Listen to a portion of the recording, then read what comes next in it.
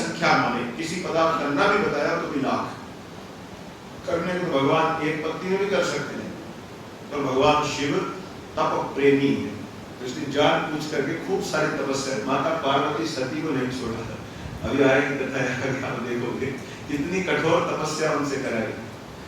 वो तो स्वयं शिव ही है, जब उनसे इतना कठोर कराते तो हम और आपको वो थोड़े में नहीं छोड़ते, जान पूछ करके लगाए रहते, और कर, थोड़ा और कर। अभी कल आपने सुना नहीं था, 1 करोड़ नाम जप, 2 करोड़, 3 करोड़, 4 करोड़, 5 करोड़, थोड़ा ज्यादा करते, क्योंकि शिव स्वयं भी सदैव तपः प्रेमी है और अपने भक्तों को भी चाहते हैं खूब सारी तपस्या करते रहे। और तपस्या करने से हमारे चित्त की शुद्धि होती है, व्यक्तित्व में निखार आता है, आपकी सब समस्याएं भी सुलझती हैं और आप जीते जी सुखी हो जाते हैं। यानी कि सुखी होने के लिए मरने के बाद ऐसा नहीं, जीवित रहते आपको सुख की प्राप्ति होती है, जब आप धर्मनिष्ठ होकर शास्त्र में कहे गए कर्मों को ठीक प्रकार से करते हैं। तब आगे आयु की इच्छा वाला, कभी कभी होता है ना, जन्म पत्रिका में ब्राह्मण ने बता दिया भाई आयु कम है बालक की, तो उस समय क्या करें? अब ब्राह्मण को बोल देता है 1.25 लाख महामृत्युंजय होगा, कितने में होगा? बोले 50,000, 20,000, 40,000, लाख। ये भगवान जाने कहां से कोई हिसाब नहीं। तो उस समय अब जिसके पास है वो तो दे देगा। अब गरीब का बच्चे को लिए शिव जी कैंसिल क्योंकि वहां तो वो तो कहेगा कि 10,000, 50,000 तो मैं कई महीने में जाकर कमा पाता हूँ, फिर मेरे लिए कोई मार्ग है कि नहीं? और महामृत्युंजय करने वालों की भी दुर्गति है।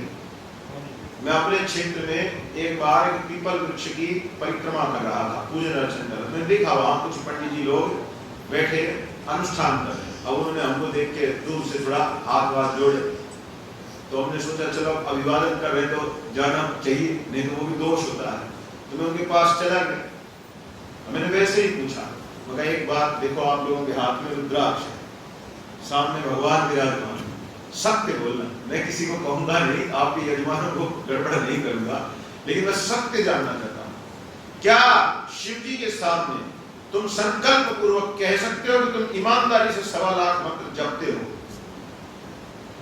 कोई बाहर का नहीं सुन रहा, तुम 3 बैठे जप रहे हो या 5 बैठे थे, तो मैं आपसे पूछना चाहता, अपनी आत्मा की बात बताइए, आपको विश्वास नहीं होगा, गाली कैसी बात करते हो, 1.25 लाख क्या होता है? अब कौन हमारे मुंह में घुस के देख रहा है? अब जैसा जितना हो गया आ गया, कह देते हो गया सब, ये हालत। तो मैंने कहा तुमसे अच्छे तो नास्तिक हैं, क्योंकि वे तो साफ कह रहे हैं कि हम नहीं मानते भगवान को। ठीक है, वो खुल्लम खुल्ला बात है, तुम तो भगवान को मान करके नहीं मान रहे हो, तुम तो मान करके नहीं मान रहे हो, यानी तुम तो धोखा दे रहे हो। जो तुम पर विश्वास करके तुमको इतना बड़ा धनराशि दे रहा है कि भाई ये हमारे लिए बैठकर इतना जप करेंगे, तो तुम तो अपने ऊपर विश्वास करने वाले को ही ठग रहे हो। यानी कृत धन हुए, ब्रह्मा जी ने सब पापों का प्रायश्चित कहा, कृत धन, एहसान फरामोश के लिए कोई प्रायश्चित नहीं कहा। अपने ही ऊपर विश्वास करने वाले को जो ठगे वो महापाप, इसलिए सावधान न करें। मना कर देते, मेरे इतना लंबा चौड़ा अनुष्ठान हमसे नहीं होता, वो अच्छी स्थिति है, लेकिन अपने जीवन को हम क्यों दोषपूर्ण करें? उतना ही करें ना जितना हमसे हो सकता है। हाँ, हम कर सकते हैं तो कहेंगे, करेंगे, नहीं कर सकते तो बोलेंगे मेरे से इतना बड़ा नहीं होगा, ना मेरा स्वास्थ्य इतना अच्छी स्थिति में, ना अन्य कारणों से मैं कर सकता। तो अगर आप आयु की इच्छा रखते हैं, जन्म पत्रिका के अष्टम भाव में कोई ऐसा योग बन गया है जिस कारण आयु पर संकट है, अष्टम सुमांगली इत्यादि जैसे कहा जाए, तो क्या करें? एक प्रयोग यहाँ भगवान शंकर आप लोगों पर कृपा करते हुए रखते हैं, कहते हैं पार्थिव शिवलिंग बनाइए, 1 लाख दूर्वा, फिर से दूर घास, यही किया ना हमने उस बालक के लिए, आपको भी बताया, 1 लाख दूर्वा दल अर्पण करें धीरे धीरे करके शिवलिंग पर। तो यदि आयु संबंधी कोई दोष है तो उसका निराकरण हो जाएगा। मार्कंडेय का हुआ था कि नहीं हुआ था? लिखा था ना 12 वर्ष ही आयु, और आप कितनी चिरंजीवी। जब मार्कंडेय ने देखा कि यमराज जी स्वयं आ गए और यमपाश फेंक रहे हैं, तो मार्कंडेय जी ने भगवान को कस के गले लगा दिया शिवलिंग को, मैं नहीं जाऊंगा यहाँ से, मैं तो आपके पास ही रहूंगा, बच्चा। मानो कस के महादेव को गले लगा करके बैठ गया और पुकारने लगा, रक्षमाम पाहिमाम त्राहिमाम, भगवान अब आप रक्षा करो। और उधर से यमराज जी यमपाश फेंक गए। तब महाकाल को क्रोध आया और उस शिवलिंग में से साक्षात प्रकट हो गए और इतने विराट रूप में थे और यमराज को मारने के लिए उद्यत हो गए। तो यमराज जी हाथ जोड़कर, मेरी क्या गलती है, जैसा इसका भाग्य था, 12 वर्ष के बाद प्राणांत होना है, मैं तो वही करने आया। भगवान बहुत क्रोध में, एक तो क्रोध है, ऊपर से जस्टिफिकेशन, ये नहीं करना चाहिए, अपने कर्म को उचित ठहरा। भगवान ने कहा, क्यों तुम्हारे खाते में ये नहीं लिखा था कि 12 वर्ष में इस बालक की मृत्यु, इतना तो तुमने लिख दिया, और तुमने ये नहीं लिखा जब मृत्यु होने वाली होगी तब मैं स्वयं इसकी रक्षा करने आऊंगा। किस तरह का तुम्हारा खाता चलता है। अब युवराज जी ने कहा, भगवान आज के बाद अगर कोई शिव शिव शंकर शंकर बोलता होगा, हम देखेंगे भी नहीं, उधर मुंह फेर लेंगे, आप अपने भक्तों को खुद ही संभालो। तो ऐसा कहा जाता है, महादेव के उपासकों को अगर कोई कष्ट, मृत्यु, दुख, दर्द आदि देने होते हैं तो भैरव जी देखते हैं, यमराज जी उधर मुंह नहीं करते। उस घटना के बाद, मारकंडे की घटना भय हो गया कि महादेव क्रोध में, तो इस बात को जान। तो यदि आपकी आयु की समस्या है, 1 लाख दुर्वादन से आप वचन कर सकते हैं। और जिसको पुत्र की अभिलाषा, देखो कन्या की अभिलाषा पहले क्या है, उसको तो छिपा दिया और बस बेटा बेटा, अब वो अज्ञानी घूम रहे हैं, सारे अलग बात है, व्यक्तिगत समस्या, उसको शास्त्र से क्यों जोड़ा जाए। पुत्र की कामना है तो धतूरे के पुष्प 1 लाख की संख्या में धीरे धीरे भगवान शिव पर अर्पण किए जाए। अब ये लाट साहब नहीं चलेगी, नहीं मंदिर में ना चढ़ा जाए आगे, अब वो हो नहीं पाता, अब मिट्टी झंझट हो जाएगा ना, फिर नहीं होगा। प्रयोग तो पार्थिव के ही बताए जा रहे हैं, संघर्ष करना पड़ेगा, हाथ मिट्टी में देने पड़े, हाथ अच्छे हो जाते हैं, हमारे खराब तो नहीं ना। रोज मिट्टी में सोते हैं, 108 पिंडी बनाते, कुछ बिगड़ा तो कोई इन्फेक्शन कुछ नहीं, देख लिया आपके सामने। अरे धर्मशास्त्र में कहा है, सदाचार है प्रतिदिन, अभी साबुन आदमी मिट्टी से ही हाथ धोने का सदाचार है शास्त्र। मिट्टी से कोई दोष नहीं आता, मिट्टी से दूर जो हट गए दोष तो उनमें आ गए हैं, इसलिए मिट्टी में पैर जमाए रखिए, अपनी जड़ों से मत हटिए, रहस्य की बात है। तो यहां आगे कहा, लाल डंठल वाला धतूरा पूजन में शुभदायक माना जाता है। अगस्त के फूलों से पूजा करने वाले पुरुष को यश की प्राप्ति होती है। हाँ, एक और पाखंड फैलाया गया है, क्या? अब ये पौधा किसका है बताइए? तुलसी, तुलसी। ये तो श्री कृष्ण की पटरानी, इनका पत्ता शिव जी को दे दिया तो लठ बच जाए ऊपर। किसी पत्ते बनाते लोग, अरे जब शास्त्र कह रहा है कि नारायण और शिव में सर्वथा अभेद है, जब अभेद हो गया तो एक व्यक्ति की बातें क्यों बनाते हो? मन गणन। अब सुन लीजिए, मैं नहीं कह रहा हूं, सूत जी महाराज 88,000 ऋषियों की सभा में क्या कहते हैं, यदि तुलसी दल के पत्तों से, तुलसी जी की मंजरियों से भगवान शिव की पूजा करे तो उस उपासक को भगवान शिव भोग और मोक्ष दोनों ही प्रदान करते हैं। हो गया? ये मैंने नहीं कहा है, नोट कर लीजिए रेफरेंस, क्योंकि चीज चुकुर होगी तो रेफरेंस देना पड़ेगा ना शास्त्र का। शिव महापुराण रुद्र संहिता सृष्टि खंड अध्याय संख्या 14 और श्लोक संख्या है 28। 1, 2, 1, 28 यूं भी लिख सकते, 1, 2, 1, 28 ऐसे भी नोट कर सकते हैं। कैसे, क्या कहा पुनः बताऊं या आ गया? ठीक है, तो अभी आप इस पर मंथन करिए। इसमें शास्त्र को जाने बिना तो यहाँ से वो व्हाट्सएप पे मैसेज आ गया और हल्दी लगा दी तो शिव मार डालेगा, 5 चीजें बर्बाद किया फालतू के चक्कर को छोड़िए, फर्स्ट हैंड इंफॉर्मेशन लीजिए, मूल ग्रंथ खोलिए। मूल ग्रंथों में जो कहा है वहां पहले जानिए, बाद में इधर उधर की बात नहीं। ठीक है, आगे बोले लाल और सफेद मदार, अपामार्ग और कहलार के फूलों द्वारा पूजा करने से प्रताप की यानी बल की प्राप्ति होती है। अड़हुल के फूलों से, जिसको हम गुड़हल बोल देते हैं, फूलों से की हुई पूजा शत्रुओं से छुटकारा दिलाती है। अब कलयुग है, शत्रु तो रोज 10 नए बनते हैं, ठीक है ना। और अगर आप थोड़ा सत्य के प्रति आग्रही हैं कि सत्य को आगे रख के ही रहते हैं, तब तो 4 शत्रु एक्स्ट्रा लीजिए, ठीक है। तो उसके लिए बोले गुड़हल के पुष्पों से महादेव का अर्चन करते रहना चाहिए, भगवान शत्रुओं को शांत रखते हैं कि थोड़ा दूर हटो, तो इससे अच्छी बात हो क्या हो। करवीर यानी कनेर, कनेर के 1 लाख पुष्प से यदि शिव का पूजन किया जाए तो रोगों का उच्चाटन हो जाता है, यानी रोग आपसे डर जाते हैं, इससे दूर रहना है, इसके निकट नहीं है, ऐसी स्थिति हो जाती है। अब आपके यहाँ वैसे कनेर तो आराम से हो ही जाता होगा, कोई ऐसी दुर्लभ बात नहीं है।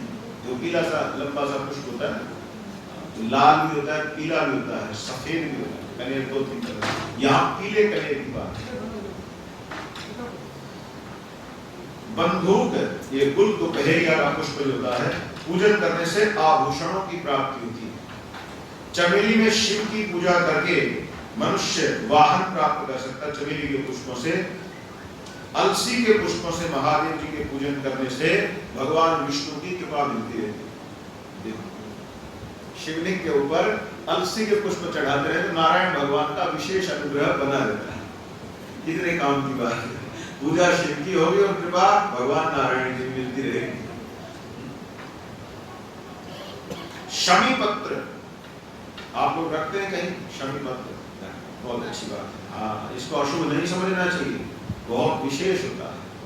शमी पत्रों से पूजन करने पर भगवान शिव सीधे मोक्ष प्रदान करते हैं।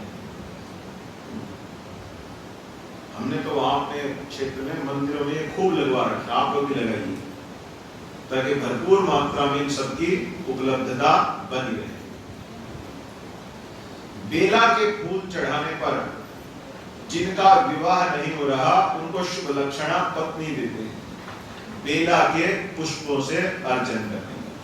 ठीक है, ये भी एक समस्या लोग पूछते हैं, तो यार बेला का पुष्प ये आपको अगर ना पहचान में है, क्योंकि हमारे घर क्षेत्र में शायद कम होता है, तो आप इसको इंटरनेट वगैरह पर देख लेंगे तो फिर पहचान जाएंगे कौन सा होता है। अभी मैं भी नहीं बता पाऊंगा ठीक ऐसा होता है, क्योंकि इस क्षेत्र में कम ही है। जूही के पुष्पों से पूजा की जाए तो घर में कभी अन्न की कमी नहीं होती। कनेर के पुष्पों से पूजा करने पर मनुष्यों को वस्त्र संपदा भरपूर मात्रा में भगवान देते हैं। शेफालिका के पुष्पों से लोक में शिव का पूजन किया जाए तो मन की शुद्धि होती है। बहुत महत्वपूर्ण, जो साधना में आगे बढ़ना चाहते हैं, स्पिरिचुअल अपलिफ्टमेंट चाहते हैं, उनके लिए तो बहुत जरूरी हो गया। शेफालिका के पुष्पों से मन निर्मल बनता है। 1 लाख बिल्व पत्रों से यदि पूजन का संकल्प ले लिया जाए तो जितने अब तक कहे सारे काम बनते हैं। 1 लाख बिल्व पत्र असंभव बात नहीं। आप सब अगर एक बिल्व वृक्ष अपने अपने क्षेत्रों में आसपास लगवा दें तो सबको भरपूर पत्र मिलेंगे आने वाले 4-5 साल के बाद, है ना। सब 1-1 लाख बिल्व पत्रों से अर्चन करने की स्थिति में आ जाए तो इस संपदा को बढ़ाइए, ये है असली संपत्तियां। आगे कहते हैं हर श्रृंगार के पुष्पों से पूजा करने पर भगवान सुख संपत्ति देते हैं और ऋतु में उत्पन्न होने वाले फूल अर्पण करने पर मोक्ष प्रदान करते हैं। आपके क्षेत्र में ऋतु में मतलब सीजन के हिसाब से जो भी पुष्प खिलते हैं वो अर्पण करने पर मोक्ष देते हैं। चंपा और केतकी, बस ये 2 ही ऐसे पुष्प हैं जो महादेव पर नहीं चढ़ते, बाकी सब ठीक, ये ध्यान रखें। केतकी यानी केवड़ा, ठीक, क्योंकि केतकी घर में कम बोलते हैं तो केवड़े से आप समझ जाएंगे। इत्र वगैरह भी शिव पर चढ़ाते समय थोड़ा ध्यान रखना चाहिए, वो चंपा का या केवड़े का ना हो और फूलों का ही हो, नहीं तो वो भी उचित नहीं। हे सत्तम, अब इसके अनंतर भगवान के पूजन में धान्यों की चर्चा करते हैं। भगवान शिव को अखंडित चावल अगर आप चढ़ाते हैं तो लक्ष्मी प्रयोग हो जाता है। कैसे चढ़ाना है अखंडित चावल? अगर आपके पास, जैसा मैंने कल बताया था, उनमें से कोई एक विशेष शिवलिंग है जो कल हमने गिनवाए थे, धातु का, नर्मदा लिंग, बाण लिंग आदि आदि, तो स्पर्शने की दोष नहीं है। अन्यथा एक थाली में अलग से सफेद वस्त्र जो एकदम नया हो और एकदम स्वच्छ हो, कहीं कोई दोष न हो, उसमें आप एक प्रस्थ है, यानी यूं कह सकते हैं 1 किलो या फिर 5 किलो या 11 किलो चावल सफेद वस्त्र पर रख लीजिए। और पूजन तो आप रविवार को सीख जाएंगे। पूजन के अंत में थाल में उस वस्त्र में उन चावलों को रखकर भगवान शिव को अर्पण करिए। टच न हो, ध्यान रहे, पार्थिव शिवलिंग को स्पर्श के बिना दूर रख के भगवान को समर्पित करें। और पूजा के पश्चात उन चावलों को आप अपने अन्न के भंडार में, अपने घर के चावलों में डाल दीजिए और उन चावलों को परिवार खाता रहे। तो ये विशेष लक्ष्मी प्रयोग हो जाता है। आपके यहाँ लक्ष्मी जी की वृद्धि लगातार होती रहेगी। देखा एक दाना भी गया नहीं, अपने घर में रह गए साथ खुद ही खाना, तब भी भगवान कृपा करे, लेकिन विधि ठीक हो जाए। ठीक, आगे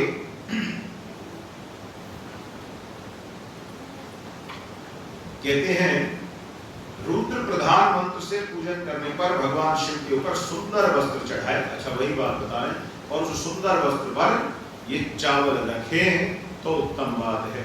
फिर श्रीफल आदि चढ़ाकर पूजन करें और ब्राह्मणों को दक्षिणा आदि भी अवश्य दें। 1 लाख पल तिलों का अर्पण करने से महान पातकों का भी नाश हो जाता है। अगर आपको लगता है कि आपके जीवन में तो दुख जा ही नहीं रहे, तो इसका कारण है या तो पूर्व जन्म में कोई बहुत गंभीर गलती हुई है, कोई शाप लगा हुआ है, या फिर इसी जन्म में कोई ऐसी हाय किसी की लगी हुई है, किसी को हमने ऐसा सताया है कि वो दुख अब जा नहीं रहा है। तो इसका समाधान देते हुए यहाँ शिव पुराण कहता है, आप 1 लाख पल, 1 लाख पल कितना होगा? अच्छा, आप बताइए मुझे। जो माशा होता है, जैसे सोने को तोलते ना, तो थोड़ा सा स्मरण नहीं हो रहा, 1 तोले में कितने मासे होते हैं जी? 12 मासे। ठीक है, तो 12 × 60, तो 60 यानी 5 तोला।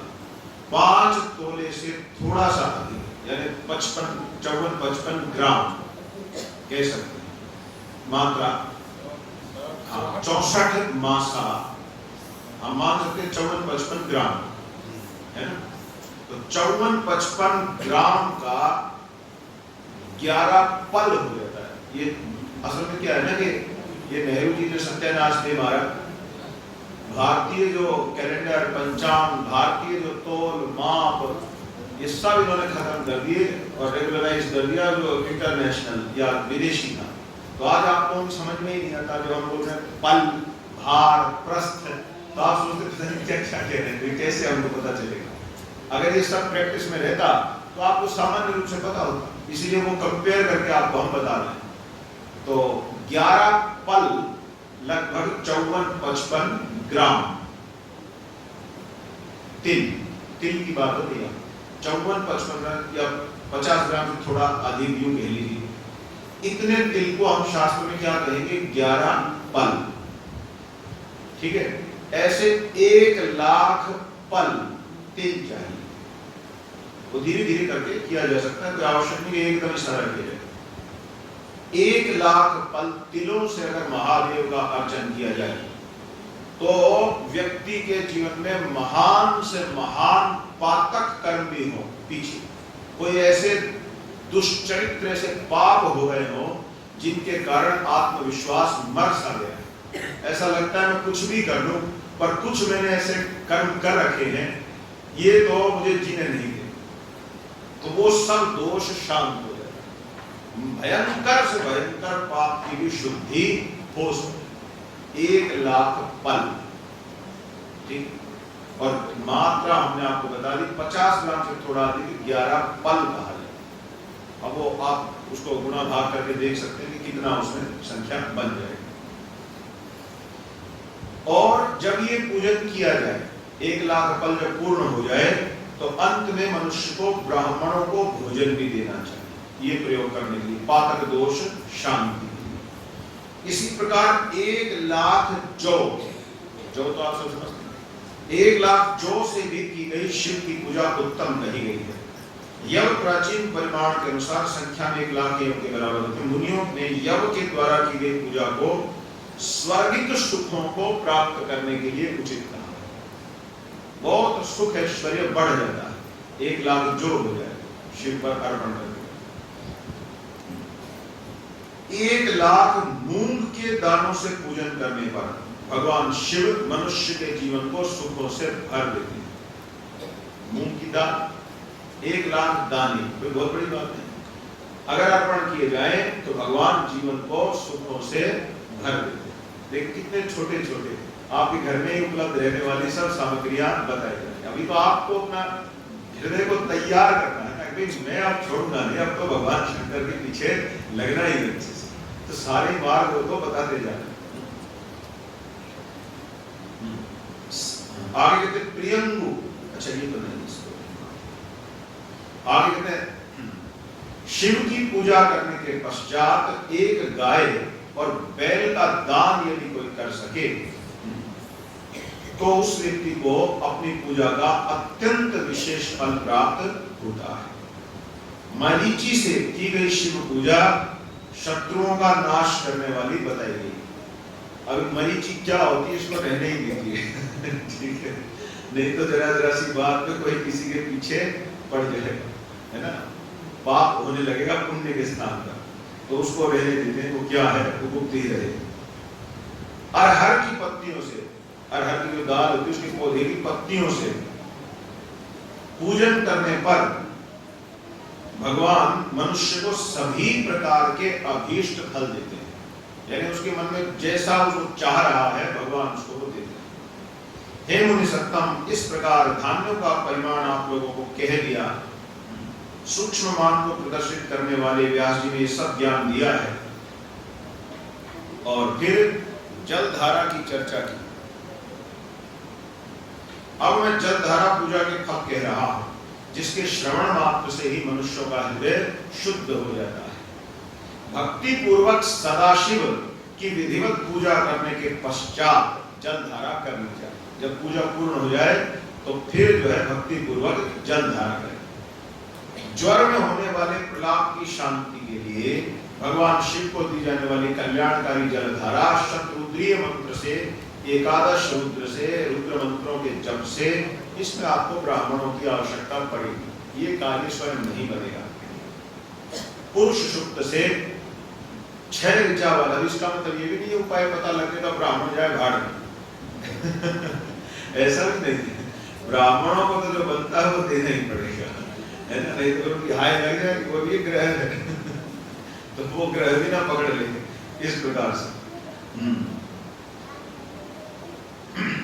रुद्र सूक्त से अथवा अन्य वैदिक मंत्रों से या नाम मंत्रों से भी भगवान को जलधारा अर्पित की जा सकती है। यानी जल हाथ में लिया, शिवाय नमः शिवाय नमः शिवाय नमः शिवाय नमः शिवाय नमः, इस प्रकार से भी जलधारा की जा सकती है। ठीक है। सुख और संतान की वृद्धि के लिए जलधारा से पूजन करना उत्तम है। अगर आप चाहते हैं जीवन में सुख बना रहे और हमारे बालकों की विशेष रूप से उन्नति होती रहे, तो पार्थिव शिवलिंग का निर्माण करके उसके ऊपर जल की धारा अवश्य करनी चाहिए। ये तो बिल्कुल फ्री का काम हो गया इसमें तो कुछ भी नहीं है। आगे कहते हैं उत्तम भस्म धारण करके उपासक को उत्तम भस्म का अर्थ है कि भस्म जैसे कल विधि बताई थी, तैयार करके सफेद सूती वस्त्र से छान लेने के बाद उसको उत्तम भस्म कहा जाता है। तो उत्तम भस्म धारण करके उपासक को प्रेम पूर्वक नाना प्रकार के शुभ और दिव्य द्रव्यों द्वारा शिव का पूजन करना चाहिए। शिव पर उनके सहस्त्र नाम मंत्रों से घी की धारा गिराई जा सकती है। ऐसा करने वालों के वंश का विस्तार होता है। कभी कभी ऐसी समस्याएं आती है ना कि घर में कोई संतानें जन्म ही नहीं ले रही, तो यहाँ कहा शिव सहस्त्र नाम से